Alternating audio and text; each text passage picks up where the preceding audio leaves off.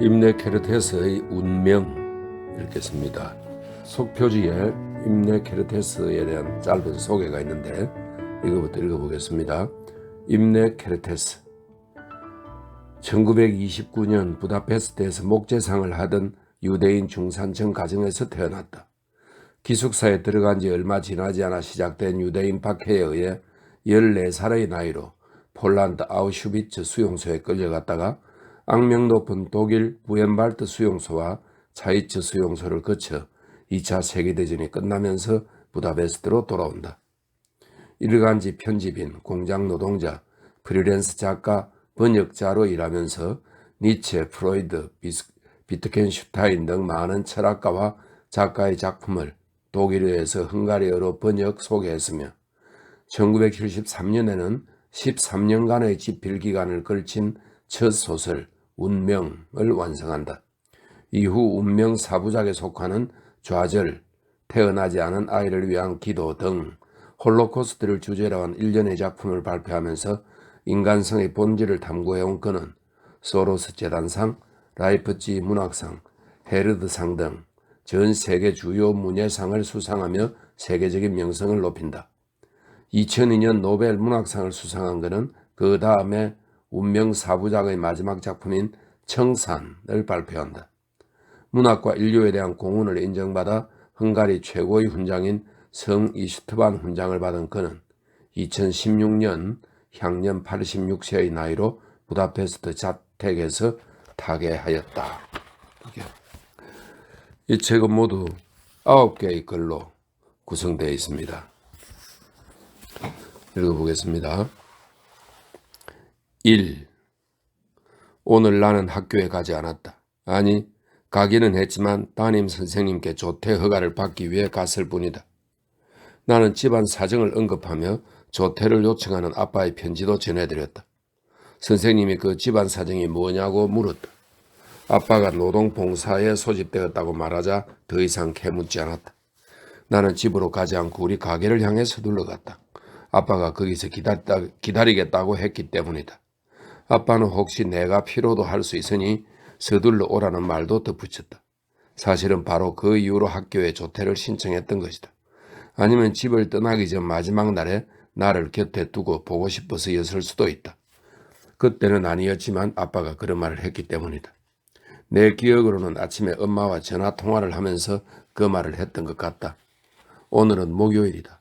나는 목요일과 일요일 오후에는 엄마와 시간을 보내야 한다. 아빠가 엄마에게 오늘은 주러크를, 이 주러크는 헝가리 남자 이름 죄르지의 애칭입니다. 죄르지. 오늘은 주러크를 당신에게 보낼 수 없을 것 같소?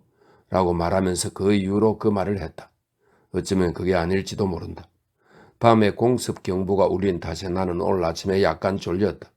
그래서 어쩌면 내가 제대로 기억하지 못할 수도 있다.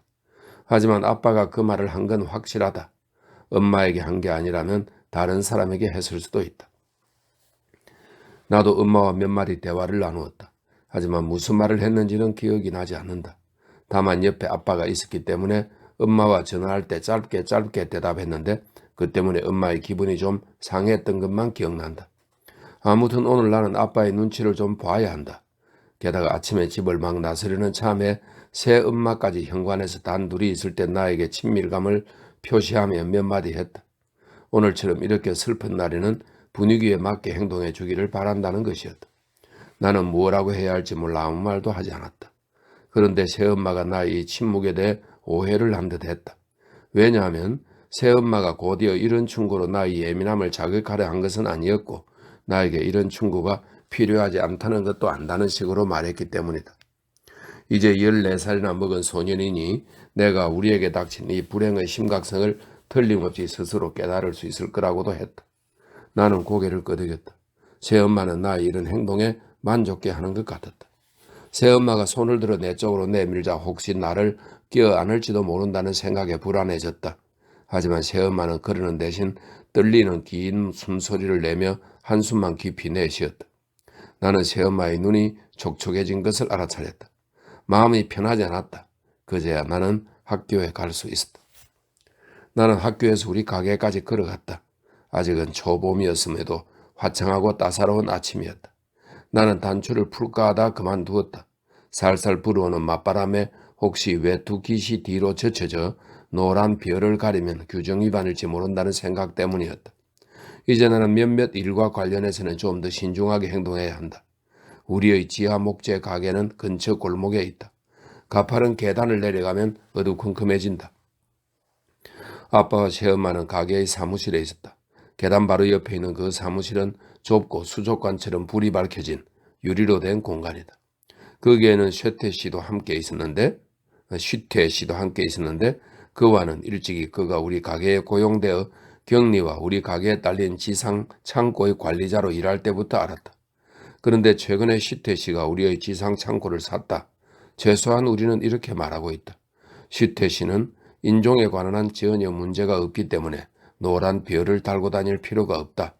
따라서 우리 가게를 슈태 씨 명의로 이전한 것은 내가 알기로는 사실상 우리 집의 재산을 보호하고 아빠가 없는 동안에도 수익을 완전히 포기하지 않으려는 전적으로 사업적인 계산 때문이었다.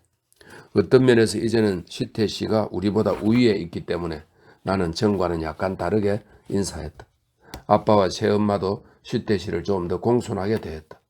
하지만 슈태 씨는 마치 아무 일도 없었다는 듯 아빠를 계속 사장님이라고 부르고 새엄마는 사모님이라고 불렀으며 새엄마의 손등에 키스하는 일도 결코 소홀히 하지 않았다. 나에게도 늘 그랬듯 농담투로 인사했다. 내가 노란 별을 달고 있다는 사실은 알아차리지도 못했다. 그 후에 나는 문 옆에 그대로 서 있었고 아빠와 슈태 씨는 내가 들어가면서 중단된 대화를 계속했다. 언뜻 보기에 한창 진행 중이던 어떤 협상이 나 때문에 중단된 것 같았다. 처음에는 무엇에 관해 얘기하는지 잘 이해할 수도 없었다. 나는 위에서 들어오는 햇빛 때문에 눈이 부시어 잠시 눈을 감고 있었다. 그러는 동안 아빠가 무슨 말인가를 했고 내가 다시 눈을 뜨자 이번에는 슈태 씨가 말을 이었다. 갈색 빛을 띠는 슈태 씨의 둥근 얼굴에 종기가 터진 듯 여기저기에 햇빛이 만들어내는 주황색 둥근 원들이 아른거렸다. 그는 가늘고 긴 콧수염이 있고 앞쪽에 난 두 개의 넓적한 하얀 이 사이가 약간 벌어져 있었다. 그 다음에는 또 아빠가 말을 했는데 무슨 물건에 대해 말하면서 슈태 씨가 그것을 지금 당장이라도 가져가는 편이 가장 좋겠다고 했다. 슈태 씨가 반대 의사를 표시하지 않자 아빠가 책상 서랍 속에서 박엽지로 포장하고 끈으로 묶은 조그만 꾸러미를 끄집어냈다. 그 납작한 모양을 보자 나는 그 꾸러미가 무엇인지 바로 알았고 그제야 그 물건이라는 게 실제로 무엇인지 알아차릴 수 있었다. 그 꾸러미에는 상자가 들어있었다. 그 상자에는 우리 집의 중요한 보석이나 그와 비슷한 물건들이 들어있다. 내 생각에는 내가 알아보지 못하도록 바로 나 때문에 그 꾸러미를 물건이라고 부른 듯 싶다. 슈태 씨가 얼른 그것을 서류 가방에 집어넣었다. 하지만 그 후에 두 사람 사이에 약간의 언쟁이 있었다. 슈태 씨가 만년필을 꺼내더니 막무가내로 아빠에게 그 물건을 받았다는 확인서를 써주려고 했다. 아빠가 우리 사이에는 그런 건 필요 없으니 어린애처럼 굴지 말라고 했지만 슈태 씨는 한참 동안 고집을 부렸다. 내가 보기에 아빠가 이 말을 하자 슈태 씨가 아주 기뻐하는 것 같았다. 그러고는 슈태 씨가 말을 이었다. 사장님께서 저를 믿으신다는 건 알지만 실생활에서는 모든 일에 그 나름의 질서와 형식이 있는 법입니다. 그는 새엄마에게까지 도움을 청했다. 사모님 그렇지 않습니까? 새엄마는 입술에 피곤해 보이는 미소를 지어 보이며 이 문제는 전적으로 남자분들이 알아서 잘 처리해달라고만 했다. 결국 슈태 씨가 만년필을 다시 집어넣고 나자 나도 이 일에 흥미를 잃었다. 그때 아빠와 슈태 씨가 이 창고에 대해 얘기하기 시작했다. 창고에 있는 그 많은 나무 판자들을 어떻게 할지 고민했다. 아빠는 당국에서 언제 우리 가게에 손을 댈지 모르니 그 전에 서둘러야 한다면서 슈태 씨에게 이방민의 경험과 전문 지식이 많으니 새엄마가 이 일을 처리하도록 좀 도와달라고 부탁했다. 슈태 씨가 새엄마를 돌아보면서 바로 대답했다. 여부가 있겠습니까, 사모님? 어차피 저희는 정산 때문에 항상 만나야 될 텐데요. 내 생각에 이 말은 그의 수중으로 넘어간 우리 창고에 대한 얘기 같았다. 이렇게 한참이 흐른 후 슈태 씨가 마침내 작별을 구했다. 어두운 얼굴로 아빠의 손을 부여잡고 한참 동안 흔들었다. 잠시 후 그는 이런 상황에서는 말을 많이 하는 게 아니라고 생각한다며 아빠에게 작별 인사로 한마디만 남겼다. 사장님, 가능한 한 빨리 다시 뵙기를 바랍니다. 아빠가 좀 씁쓸한 미소를 지으며 대답했다. 쉬태씨, 저도 그렇게 되기를 바랍니다. 바로 그때 새엄마가 핸드백을 열고 손수건을 꺼내더니 곧장 눈에 갖다 댔다. 새엄마의 목구멍에서 이상한 소리가 흘러나왔다. 그러자 침묵이 흘렀고 나도 이 상황에서 무언가를 해야 하는 게 아닌가 싶어 아주 불편했다. 하지만 갑작스러운 일이라 어떻게 대처해야 할지 도무지 좋은 생각이 떠오르지 않았다. 내가 보니 쉬태씨도 난처해하는 것 같았다. 아이 사모님, 쉬태씨가 말했다. 이러시면 안 됩니다. 정말 이러시면 안 됩니다. 그는 약간 놀란 듯 보였다. 쉬태씨가 몸을 굽히고 늘 하던 손등 키스를 마무리하기 위해 새엄마의 손등에 입을 갖다 댔다. 그러고는 문 쪽으로 곧장 내달렸다. 내가 옆으로 비켜설 시간도 없이 쉬태씨는 나에게 인사하는 것도 잊어버렸다. 그가 나간 후에 한동안 계단 판자에 부딪히는 그의 육중한 발소리가 들려왔다. 잠시 침묵이 흐른 후 아빠가 입을 열었다. 이제야 좀 홀가분하군.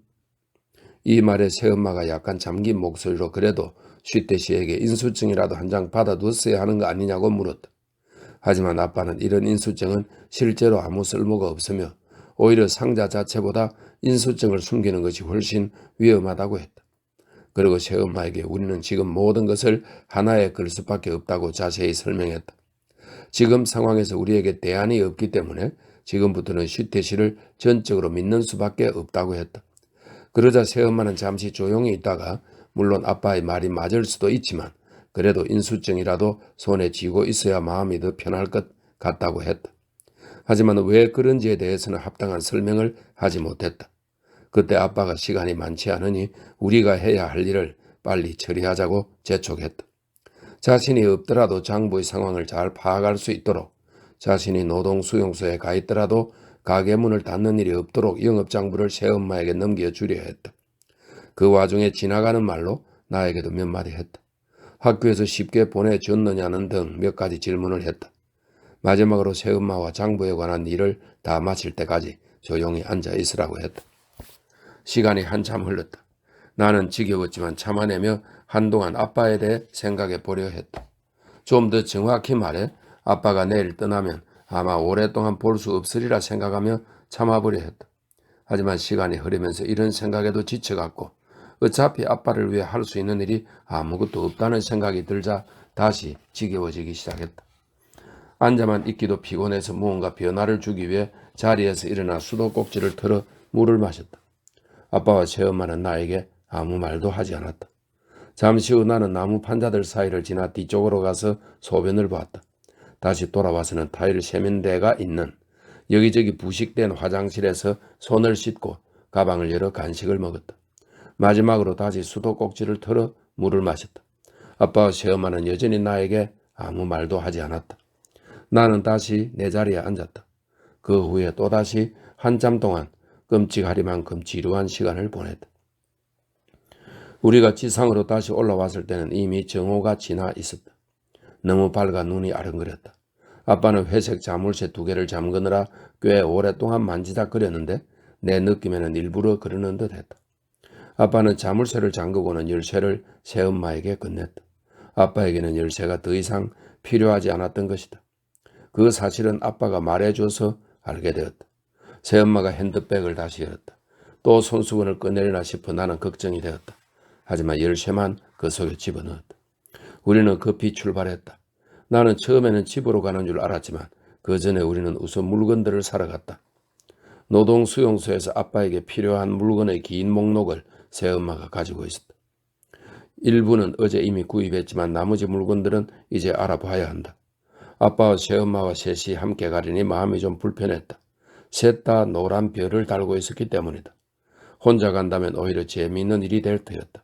하지만 셋이 함께 가자니 왠지 꺼림칙했다. 왜 그런지는 설명할 수 없을 것 같다. 하지만 잠시 후에는 이것에 대해 더 이상 신경 쓰지 않았다. 배낭을 파는 곳만 빼고는 가게마다 사람들이 가득했다. 배낭 가게에는 손님이 우리밖에 없었다. 가게 안 공기에 코를 찌르는 가공한 아마포 냄새가 진하게 배어 있었다. 반짝거리는 틀니의 한쪽 팔꿈치에 보호대를 찬 키가 작고 창백한 노인인 가게 주인과 뚱뚱한 그의 부인은 우리에게 아주 상냥했다. 그들은 우리 앞에 있는 계산대 위에 갖가지 물건을 쌓고 있었다. 듣자니 가게 주인은 노 부인을 이상하게 아들이라 부르며 계속해서 물건들을 가져오게 했다. 사실 이 가게는 우리 집과 가까워서 알고는 있었지만 가게 안으로 들어와 본 적은 없었다. 이 가게는 아무래도 여러 가지 물건을 팔고 있었지만 원래는 일종의 스포츠 용품점이었다. 요즘에는 노란색 천이 많이 부족하기 때문에 얼마 전부터는 직접 만든 노란 별도 이 가게에서 팔고 있다. 우리에게 필요한 노란 별은 새엄마가 미리 준비해 두었다. 내 생각에 그들이 만든 것은 별 뒤에 마분지를 붙여서 더 예쁜 것 같았다. 게다가 별의 뾰족한 부분도 여느 집에서 만든 별들처럼 우스꽝스럽게 가위질되어 있지 않았다. 그들의 가슴에 자신들이 만든 제품이 장식되어 있는 것을 볼 수 있었다. 손님의 구매 욕구를 자극하기 위해 달고 있는 것 같았다. 노부인이 물건들을 가져왔다. 그런데 그 전에 가게 주인이 하나 물어봐도 되느냐고 하더니 이 물건들을 노동봉사 때문에 사느냐고 했다. 새엄마가 그렇다고 대답했다. 노인이 슬픈 표정으로 고개를 끄덕였다. 그러고는 겉모습이 핀 노쇠한 두 손을 들어 유감스럽다는 동작을 한번 취하더니 앞에 있는 계산대 위에 내려놓았다. 그때 새엄마가 배낭이 필요할 것 같은데 있느냐고 주인에게 물었다. 노인이 잠시 머뭇거리더니 말했다. 당신들에게 줄 배낭은 있습니다. 노인이 부인에게 말했다. 아들, 창고에서 이분께 가져다 드려. 배낭은 딱 적당했다. 그런데 가게 주인이 자기 생각에 아빠가 가는 곳에서 없어서는 안 될 물건이 몇 가지 있다며 부인을 시켜 가져오게 했다. 그는 우리에게 대체로 아주 사려 깊고 호의적인 말을 건네고 줄곧 가능하면 노동봉사라는 표현을 사용하지 않으려고 애썼다. 여러 가지 유용한 물건들도 보여주었는데 음식을 진공 상태로 담을 수 있는 코펠과 다양한 공구가 부착된 주머니 칼, 어깨에 매는 가방 외에도 아빠와 비슷한 상황에 처한 사람들이 자기 가게에서 찾고 나는 물건들이라며 여러 가지를 보여주었다. 새엄마가 아빠에게 주머니 칼을 사주었다. 나도 그 칼이 마음에 들었다. 우리가 살 물건들을 모두 모아놓자 가게 주인이 부인에게 말했다. 계산. 그러자 노부인이 검은 옷 속에 감춰진 통통한 몸으로 방석이 깔린 팔걸이 의자와 금전 등록기 사이를 아주 힘들게 비집고 들어갔다. 주인이 가게 문까지 배웅을 나왔다. 그가 또 보자고 했다. 곧이어 친한 척하며 아빠 옆으로 다가오더니 조용하게 말했다. 손님과 저 말입니다. 그제야 비로소 우리는 집으로 향했다. 우리는 전차역이 있는 광장 근처 임대가옥에 살았다. 우리가 2층에 다다랐을 때 새엄마가 문득 빵 배급표를 바꾸오는 걸 잊어버렸음을 깨달았다. 내가 빵집에 다녀와야 했다. 잠깐 줄을 서서 기다린 후에야 빵집 안으로 들어갈 수 있었다. 나는 먼저 가슴이 큰 금발의 부인에게 가야 했다. 그녀가 빵 배급표의 절취선이 그 어진 네모난 부분을 잘라내고는 빵의 무게를 재고 있는 제빵사에게 건네주었다. 내가 인사를 건넸지만 그는 대꾸하지 않았다. 그 사람이 유대인을 좋아하지 않는다는 건 근처에 사는 사람들이 다 아는 사실이다. 그래서인지 빵을 몇십 그램 모자라게 잘라 나에게 휙 던져주었다. 소문에 의하면 그는 이렇게 해서 배급빵을 어느 정도 남긴다고 했다.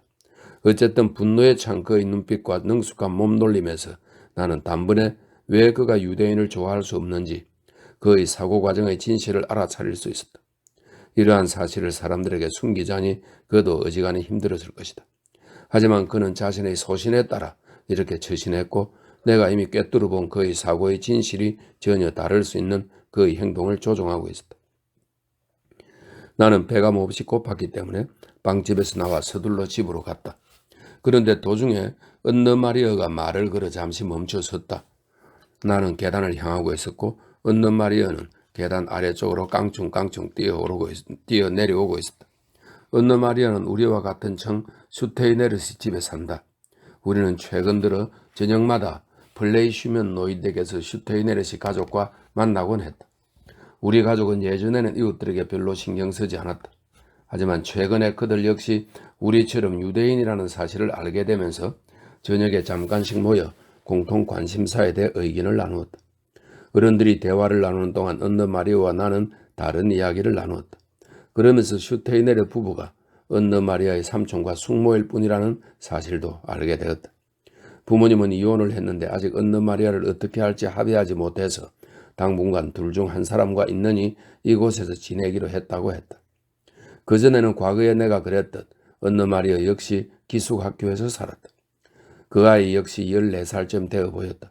언너마리아는 목이 길었다. 노란 별 아래쪽 가슴은 벌써 불룩해지기 시작했다. 언너마리아 역시 빵집으로 가고 있었다. 자기와 두 자매와 함께 오후에 래미 게임을 하지 않겠느냐고 물었다. 그 자매는 우리 위층에 산다. 언너마리아는 그들과 친하게 지냈지만 나는 복도나 지하 방공호를 오가며 얼굴을 본 게 전부였다. 동생은 기껏해야 11살이나 12살 정도로밖에 보이지 않았다. 언너마리아의 말에 따르면 자매 중 언니는 자기와 동갑이라고 한다. 간혹 내가 안뜰종 방에 있을 때 복도 건너편 쪽에서 자매 중 언니가 바삐 집에서 나가거나 집으로 들어가는 것을 볼 수 있었다. 아파트 정문에서도 몇 번 마주친 적이 있다. 이제 좀 더 친해질 수도 있겠다 싶어 함께 게임을 하고 싶은 마음도 있었다. 하지만 그 순간에 아빠가 떠올랐다. 그래서 언너마리아에게 아빠가 징집되어 오늘은 힘들 것 같다고 말했다. 순간 그 아이도 집에서 우리 아빠에 대해 삼촌에게 들었던 것을 떠올렸다. 그래야겠지? 언너마리아가 말했다. 약간의 침묵이 흘렀다. 잠시 후 언너마리아가 물었다. 내일은? 모레가 더 낫겠어. 내가 대답했다. 그리고 한마디 덧붙였다. 아마도. 집에 오니 아빠와 새엄마는 이미 식탁에 앉아 있었다. 새엄마가 내 접시에 음식을 덜며 배가 고프냐고 물었다. 엄청요. 갑작스러운 물음에 나는 이것저것 생각할 겨를 없이 이렇게 말했다. 실제로 배가 많이 고팠다. 새엄마가 내 접시에는 음식을 가득 담았지만 자기 접시에는 거의 담지 않았다. 나는 그 사실을 알아차리지 못했지만 아빠가 그 모습을 보며 왜 그러냐고 물었다. 새엄마는 지금 속이 안 좋아서 어떤 음식도 먹을 수 없을 것 같다는 식으로 말했다. 그제야 내가 뭔가 잘못했다는 생각이 문득 스쳤다. 아빠가 새엄마의 행동을 나무랐다. 아빠는 자포자기하면 안 된다며 지금 새엄마에게 가장 필요한 것은 힘과 인내라고 말했다. 새엄마는 아무 말도 하지 않았다. 그런데 무슨 소리가 들려 올려다 보았더니 새엄마가 울고 있었다. 나는 마음이 몹시 불편해 내 접시만 계속 바라보았다. 그럼에도 아빠가 새엄마에게 손을 내미는 것은 느낄 수 있었다. 1분쯤 지났을까? 적막감이 들어 나는 조심스럽게 두 사람을 올려다보았다. 두 사람은 손을 맞잡은 채 한 남자와 한 여자로서 서로를 뚫어지게 바라보고 있었다. 나는 이런 모습을 좋아하지 않았다. 그래서 이번에도 마음이 불편했다. 물론 나는 이런 일이 기본적으로는 극히 자연스럽다고 생각한다. 그럼에도 결코 좋아하지는 않는다. 왜 그런지는 나도 모르겠다. 다시 대화가 시작되자 한결 마음이 편해졌다. 시태시에 대한 이야기도 잠깐 나왔다. 물론 상자와 우리 소유의 목재 창고에 대한 얘기도 있었는데 이것들을 최소한 착한 사람의 손에 맡기게 되어 아빠는 안심된다고 했다. 새엄마 역시 안심된다는 아빠의 말에 공감했지만 지나가는 말로 다시 정서 얘기를 꺼냈다. 신뢰를 바탕으로 구두로만 일을 처리하고 있는데 그것으로 충분한지 크게 의구심이 든다고 했다. 아빠는 어깨를 으쓱이더니 사업에서뿐 아니라 인생의 여러 다른 영역에서도 보장을 해주는 것은 아무것도 없다고 했다.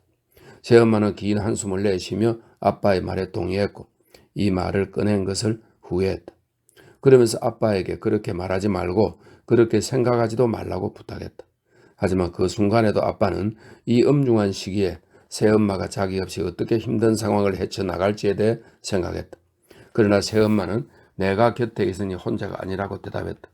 아빠가 우리에게 돌아올 때까지 둘이 서로를 돌볼 거라고 말을 이었다. 그러더니 고개를 약간 젖히고는 나를 향해 그렇지 않느냐고 물었다. 새엄마는 미소를 지었지만 입술은 떨리고 있었다. 나는 그렇다고 대답했다. 아빠도 부드러운 눈빛으로 나를 바라보았다. 그 눈빛이 느껴지자 나도 아빠를 위해 무언가를 해야 한다는 생각에 앞에 있던 접시를 살짝 밀쳤다. 눈치를 챈 아빠가 왜 그러냐고 물었다. 입맛이 없어요. 내가 대답했다. 이 대답이 마음에 들었던지 아빠가 내 머리를 쓰다듬었다. 아빠의 손이 닿자 처음으로 무언가가 내 목구멍을 콱 막아버리는 느낌이 들었다. 그것은 슬퍼서 울 때의 느낌이라기보다는 오히려 구토할 때의 느낌과 비슷했다. 아빠가 더 이상 그 자리에 없으면 좋겠다고 생각했던 것 같다. 정말 나쁜 생각이었지만 다른 생각은 도무지 들지 않을 정도로 그 느낌이 분명했다. 그 순간 나는 너무도 당혹스러웠다. 잠시 후 거의 울 뻔했지만 손님들이 와서 그럴 수도 없었다. 손님들이 온다는 말은 새엄마가 먼저 꺼냈다. 가까운 가족들만 올 거라고 했다. 아빠가 무언가 마음에 들지 않는다는 식의 제스처를 취하자 새엄마가 한마디 했다. 그래도 당신과 작별 인사를 하고 싶어 해요.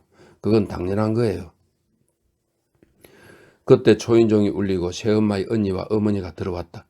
얼마 지나지 않아 아빠의 부모인 할아버지와 할머니도 도착했다. 할머니는 두꺼운 돋보기 안경을 쓰고도 사물을 거의 분간하지 못할 뿐 아니라 소리도 거의 듣지 못하기 때문에 우리는 할머니를 얼른 소파에 앉혀드렸다. 그럼에도 할머니는 주변에서 일어나는 모든 일에 사사건건 참견하고 거들고 싶어한다.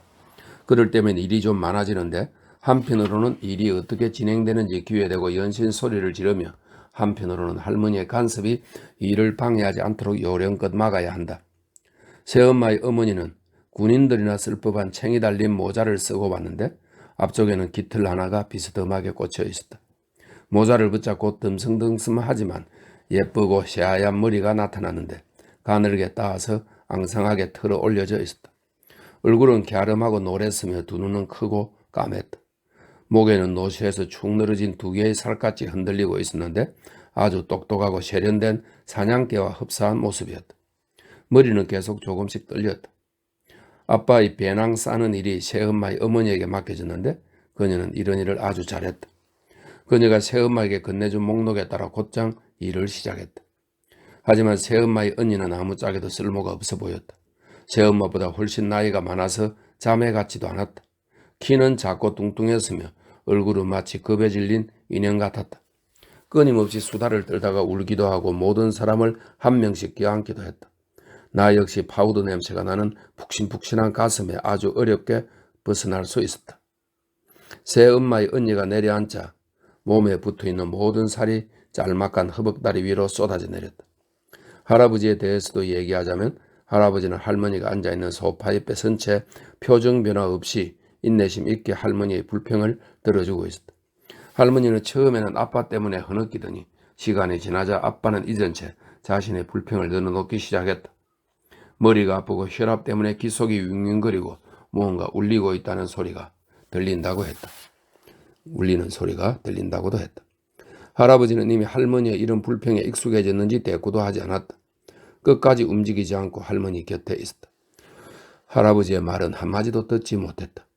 여러 번 계속 쳐다봤지만 할아버지는 오후가 지나면서 서서히 어두워지는 방모퉁이에 여전히 그대로 서 있었다. 할아버지의 눈자위와 얼굴 아래쪽은 그늘에 잠긴 채 흐릿한 노란 빛이 벗겨진 이마와 콧잔등만 비추었다. 그런데 작은 눈동자가 빛나는 것으로 봐서 방 안에서 일어나는 모든 움직임을 남들이 알아채지 못하게 몰래 둘러보는 듯 했다. 이들 외에도 새엄마의 사촌 언니가 남편과 함께 왔다. 남편 이름이 빌리였기 때문에 나는 빌리 아저씨라고 불렀다. 빌리 아저씨는 걷는데 약간 문제가 있어 한쪽에 밑창이 두꺼운 신발을 신고 다니는데 이것 때문에 노동수용소에 가지 않아도 됐으니 오히려 감사할 일이었다. 얼굴이 서양 배처럼 위쪽은 넓고 둥글고 대머리였으며 얼굴과 턱 쪽은 가날팠다. 가족들은 빌리 아저씨의 의견을 존중했는데 경마 사무실을 열기 전까지는 신문기자로 일했기 때문이다. 이날도 오자마자 흥미로운 소식들을 알려주려 했는데 정통한 소식통으로부터 입수한 정보라 전적으로 믿을만하다고 했다. 빌리 아저씨가 팔걸이 의자에 앉더니 불편한 다리를 힘겹게 앞으로 쭉 뻗고 손을 비벼 건조한 소리를 내며 우리에게 새로운 소식을 알려주었다.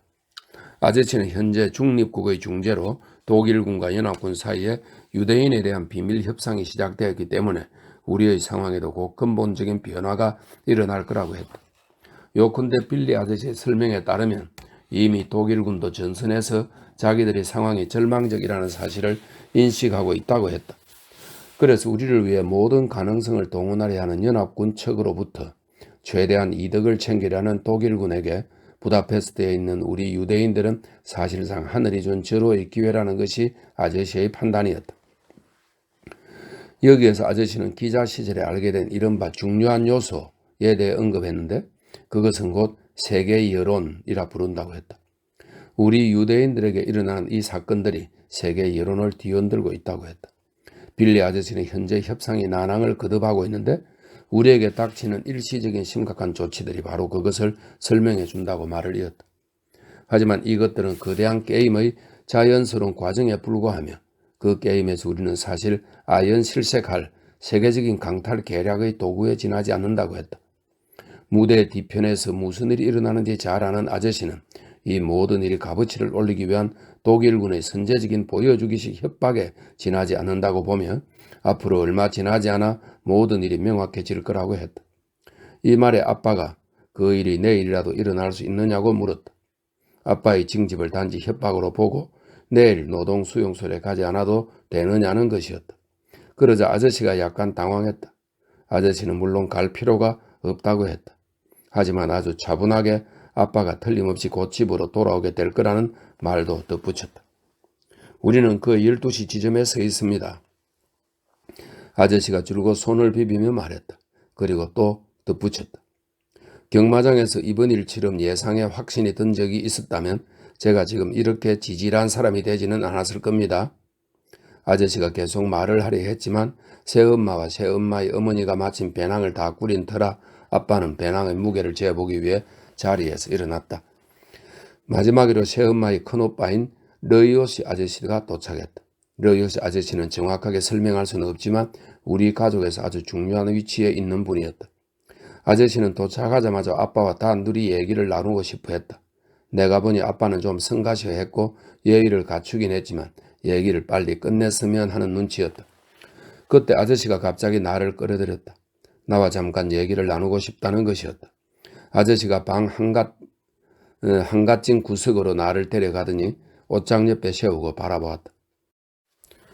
아빠가 내일 우리들 곁을 떠나는 걸 아느냐고 물었다. 나는 안다고 대답했다. 아저씨는 내가 아빠를 보고 싶어 할지 듣고 싶어 했다. 좀 거북하게 들리는 질문이었지만 나는 대답했다. 물론이에요.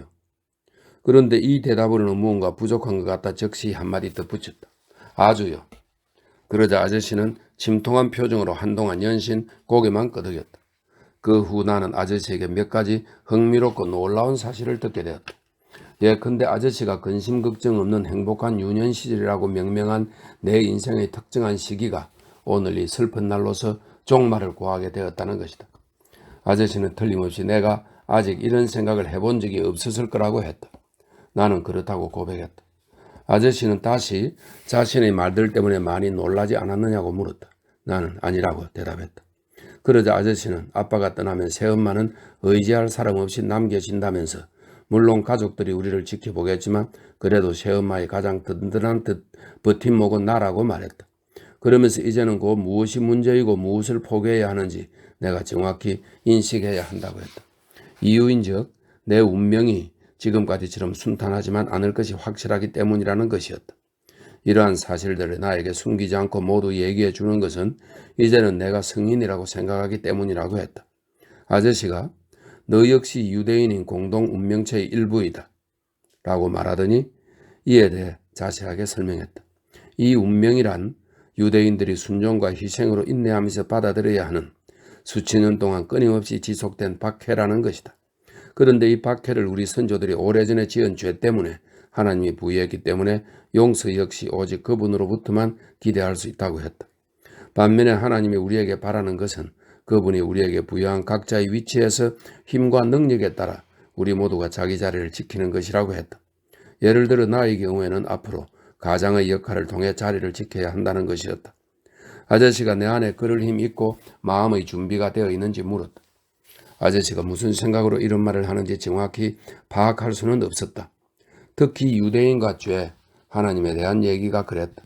하지만 대충은 이해할 수 있었다. 나는 그렇다고 대답했다. 아저씨는 만족하는 듯 보였다.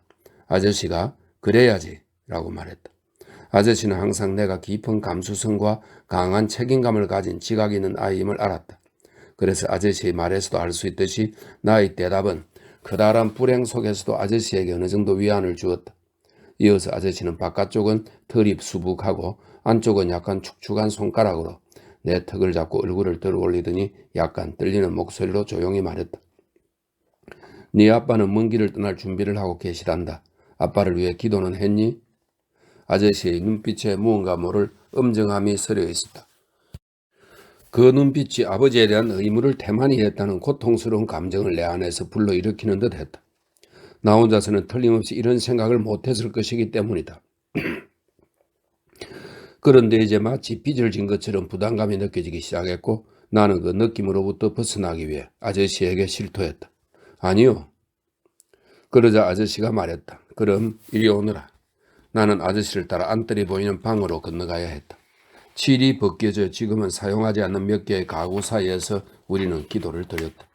너희옷이 아저씨는 우선 회색 머리가 빠지면서 대머리가 된 머리 뒤쪽에 비단 같은 광택이도는 작고 둥근 검은색 모자를 썼다.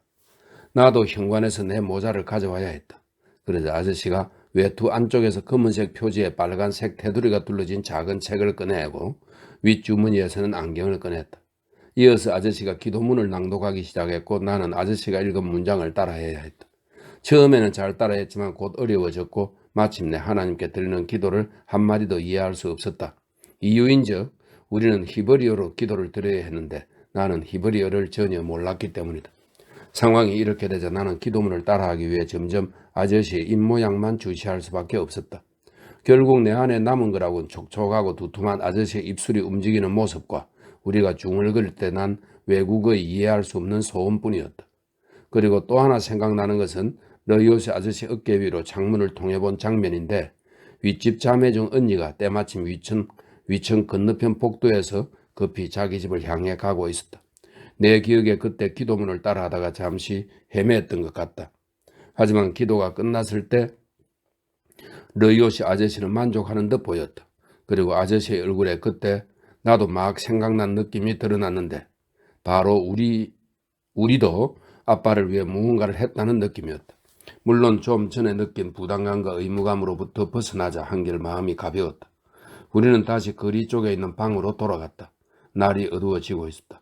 밖에 푸른 땅거미가 내리고 안개를 머금은 봄날 저녁이 드리우자 우리는 방공용 종이를 붙인 유리창을 닫았다. 그러자 우리는 방 안에서 완전히 갇히게 되었다. 소음 때문에 점점 피곤해졌다. 담배 연기 때문에 눈이 따가웠다. 나는 연신 하품을 했다. 새엄마의 어머니가 식탁을 차렸다. 그녀가 직접 푸짐하게 준비해 우리 집으로 가져온 음식이었다. 암시장에서 고기도 구해서 요리를 해왔다. 집에 도착하면서부터 이미 음식을 준비해 왔다고 했다. 아빠는 가죽 지갑을 열어 음식 준비해둔 금액을 지불했다. 모두가 식탁에 앉아 저녁을 먹는데 갑자기 슈테이네르 아저씨와 블레이 슈면 아저씨가 집으로 들어왔다. 그들도 아빠에게 작별 인사를 하고 싶어 했다. 슈테이네르 아저씨가 들어오자마자 저희 때문에 방해가 되지 않았으면 좋겠습니다. 라며 이야기를 시작했다. 저는 슈테이네르라고 합니다. 그대로들 앉아 계십시오. 아저씨는 늘 그렇듯 낡아 빠진 슬리퍼를 신고 있었고 잠그지 않은 조끼 아래로 배가 불룩 튀어나오고 입에는 독한 냄새가 나는 씨가 동강을 물고 있었다. 아저씨의 머리는 좀 크고 불그스름했고 어린애처럼 가르마를 탄 헤어스타일은 좀 이상해 보였다. 그 옆에 있는 플레이 슈면 아저씨는 왜소한 데다 외모가 아주 말쑥했기 때문에 튀어 보이지 않았다. 머리카락은 하얗고 피부는 회색빛이 돌며 안경은 마치 부엉이 눈 같고 얼굴에는 언제나처럼 약간 불안한 표정을 짓고 있었다. 그는 슈테이네르 아저씨 옆에서 말없이 굽실거리며 용서라도 구하는 양 손가락들을 다른 손으로 감싸고 있었다. 마치 슈테이네르 아저씨 때문에 용서를 구하는 것처럼 보였다. 하지만 확실치는 않다. 두 노인은 항상 서로의 의견에 동의하지 않았기 때문에 언쟁이 끊이지 않았지만 그럼에도 떨어질 수 없는 관계였다. 둘은 차례로 아빠와 악수를 나누었다. 슈테이네르 아저씨가 아빠의 등을 가볍게 두드렸다. 아빠를 애 늙은이라고 부르며 오래된 농담도 끝냈다. 고개를 푹 숙이고 다니면 절망할 일도 없는 법이라네. 슈테이네르 아저씨가 한마디 덧붙인 후 나와 세덱, 그는 새엄마를 이렇게 불렀다. 그렇게 되어 있네요. 나와 세덱을 앞으로 잘 보살피겠다고 하자 블레이 슈면 아저씨도 고개를 끄덕였다. 슈테이네르 아저씨는 작은 눈을 깜빡거렸다. 잠시 후 볼록 나온 배 앞으로 아빠를 끌어당기더니 포옹을 했다. 그들이 돌아가자 집안은 달가닥거리는 식기 소리와 대화하면서 나는 중얼거리는 소리로 채워졌고 음식 냄새와 김, 짙은 담배 연기로 가득 찼다. 마치 주변에 깔린 안개 속에서 튀어나오듯 서로 관련 없는 각 사람의 얼굴과 동작의 편린들이 떠올랐다. 무엇보다 접시 하나하나에 신경을 쓰는 새엄마 어머니의 떨리는 바짝 마르고 누리끼리한 얼굴이며 종교에서 금한다는 이유로 돼지고기를 거부하는 듯한 르이오시 아저씨의 앞을 향해 흔드는 손살에 새엄마 언니의 오동통한 얼굴과 움직이는 턱, 눈물 흘리는 눈이 보였다. 잠시 후 빌리 아저씨의 장밋빛 대머리가 램프 불빛 속으로 갑자기 솟아오르더니 아저씨의 확신에 찬 주장이 간간히 들려왔다. 또 기억나는 것은 르이오시 아저씨가 정적이 흐르는 가운데 드린 기도인데 아저씨는 빠른 시일 내에 평화롭고 사랑이 넘치며 건강한 가운데 가족 모두가 다시 식탁에 앉을 수 있도록 해달라며 신의 가호를 구했다. 아빠의 모습은 거의 보지 못했고 새엄마에 관해서는 사람들이 아빠보다 새엄마에게 훨씬 더 신경 쓰는 모습이 보였다. 한 번은 새엄마가 머리가 아프다고 하자 약을 먹거나 냉찜질을 해야 하지 않겠느냐고 다그쳤다. 하지만 새엄마는 어느 것도 원하지 않았다. 할머니가 다른 사람의 말에 자주 끼어들고 계속 하소연을 하는 데다 눈까지 보이지 않았기 때문에 사람들은 연신 할머니를 소파에 다시 앉혀드려야 했고 나는 그러는 할머니를 간간히 지켜보았다. 땀이 흘러 습기에 찬 두꺼운 돋보기 안경은 마치 땀을 배출하는 두 마리의 특이한 벌레 같았다. 그 후 어느 순간에 모두가 식탁에서 일어났다. 그러고는 마지막 작별 인사가 시작되었다. 할머니와 할아버지는 새엄마네 가족들보다 약간 먼저 자리를 떠났다. 하지만 이날 저녁을 통틀어 나에게 각인된 가장 특별한 장면은 할아버지가 유일하게 자신을 인지시키는 행동을 한 것이었다. 할아버지가 새의 머리처럼 뾰족하고 작은 머리를 제정신이 아닌 듯 순간적으로 하지만 아주 격렬하게 외투를 입은 가슴에 갖다 댔다. 할아버지의 온몸이 경련을 일으키며 떨렸다. 잠시 후 할아버지가 할머니의 팔꿈치를 붙잡고 서둘러 나갔다. 모두가 길을 비켰다. 할아버지와 할머니가 나간 후 많은 사람이 나를 껴안았고 얼굴에 끈적끈적한 입술 자국이 느껴졌다. 모든 사람이 돌아가자 갑자기 정적이 찾아왔다. 나 역시 아빠에게 작별을 구했다. 아니, 아빠가 나에게 작별 인사를 했던 것도 같다. 잘 모르겠다. 당시의 상황도 정확히는 기억나지 않는다. 아빠가 손님들을 배웅하기 위해 나갔던 것도 같다. 저녁 식사를 마치고 남은 음식물이 널려있는 식탁에 한동안 나 혼자 남아있다가 아빠가 다시 들어오자 내가 깜짝 놀라 일어섰기 때문이다. 아빠가 혼자 들어오더니 나에게 작별 인사를 하려 했다. 내일 새벽에는 작별 인사를 할 시간이 없을 것 같다면서. 아빠 역시 그날 오후에 르이오시 아저씨에게 들은 내용과 대충 비슷한 나의 의무와 내가 이제 성인이라는 점에 대해 말했다. 차이점이라면 신에 대한 얘기가 없고 미사 여구를 사용하지 않았으며 훨씬 짧았다는 점이다. 아빠는 친엄마에 대해서도 언급했다. 아마 엄마가 나를 꿰어 데려가려 할 거라고 했다. 내가 보기에 아빠는 그 점 때문에 무척 걱정하는 것 같았다. 부모님은 나를 차지하기 위해 서로 오랫동안 싸움을 벌였다. 결국 법원의 판결이 아빠에게 유리하게 나왔다. 그러나 지금의 온갖 불리한 상황에서도 나에 대한 권리를 잃지 않으려 하는 아빠를 나는 이해할 수 있을 것 같았다. 아빠는 법이 아닌 나의 합리적 판단에 대해 언급했다. 그러고 나서 새엄마는 나에게 따뜻하고 가정적인 보금자리를 주었지만 반대로 엄마는 나를 버렸다고 새엄마와 엄마의 차이점에 대해 말했다. 이 부분에 대해 엄마는 나에게 다르게 말했기 때문에 나는 귀 기울여 듣기 시작했다. 엄마는 아빠에게 잘못이 있다고 했다. 바로 그 때문에 다른 사람을 남편으로 선택할 수밖에 없었다고 했다. 엄마가 재혼한 디니 아저씨, 실제 이름은 데네시라고 적혀 있습니다. 디니 아저씨 역시 바로 지난주에 노동수용소에 보내졌다. 하지만 더 자세한 사실은 알 수 없었다. 아빠는 다시 새엄마 얘기로 돌아왔다. 내가 기숙학교에서 나올 수 있었던 것도 새엄마 덕이며 내가 있어야 할 자리는 바로 집, 새엄마 곁이라고 했다. 아빠는 이 얘기를 한참 동안 계속했는데 그제야 나는 왜 그 자리에 새엄마가 없었는지 알 수 있을 것 같았다. 있었다면 틀림없이 난처했을 것이다. 나는 조금 피곤해지기 시작했다. 잠시 후 아빠가 나에게 뭔가 약속해달라고 했는데 내가 뭐라고 약속했는지 기억이 나지 않는다. 하지만 다음 순간에 내가 뭐라고 말을 하자 아빠가 나를 와락 앉더니 준비도 안 된 상태에서 갑자기 힘껏 끌어안았다. 이 때문인지 그저 지쳐서인지 아침에 가장 먼저 새엄마가 내게 한 요청 때문에 내가 어느 순간인가는 무조건 눈물을 흘릴 준비를 하고 있었기 때문인지는 몰라도 내 눈에서 눈물이 흘러내렸다. 이유야 어떻든 눈물을 흘린 것은 결국 잘한 일이다. 아빠가 눈물 흘리는 내 모습을 보고 흡족해 한다는 느낌을 받았기 때문이다. 잠시 후 아빠가 가서 자라며 나를 들여보냈다. 나는 무척 피곤했다. 하지만 내 생각에 최소한 그날 하루만큼은 불쌍한 아빠가 좋은 기억을 가진 채 노동수용소로 떠나게 한 듯 싶다.